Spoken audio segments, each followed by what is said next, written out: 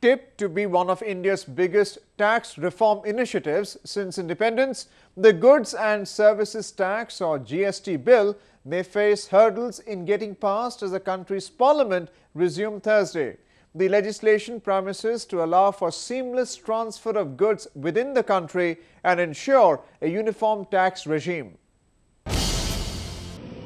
Pressing ahead with its reform agenda, the Narendra Modi-led government is determined to roll out the Goods and Service Tax Bill from April 2016.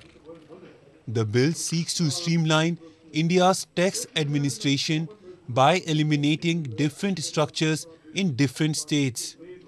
It means people would no longer have to pay different taxes imposed by the state and central government, a system which has long pushed up prices, making Indian goods less competitive in the international market.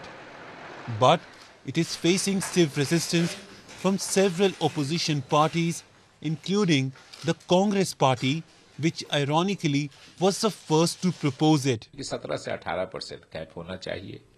1% जो हर राज्य से आप cess लगाने की बात कर रहे हैं कि जिस राज्य से सामान क्रॉस करेगा उससे आप 1% वहां वो के स्टेट गवर्नमेंट ले सकती है। और फिर एक अगर कोई विवाद होता है तो उसका रिड्रेसल का एक फोरम होना चाहिए। ये तीन चीजें हमारी मांग है। तीन चीजों को सरकार माने तो कांग्रेस बिल्कुल खुले मन से विचार करेगी।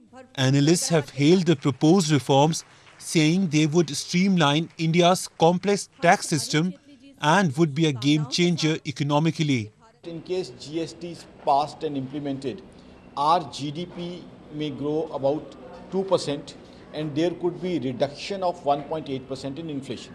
Now what it in simple terms means, GDP going up by 2% means that per capita income of Indians would increase.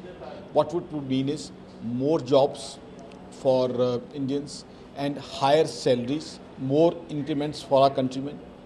Second is lesser inflation means lesser expenditure for our households. But the government has reason to be nervous. Failure to pass the legislation in the present session of Parliament would make it challenging to implement the new tax regime by a deadline of April next year. A big setback to Mr. Modi's pro-development agenda.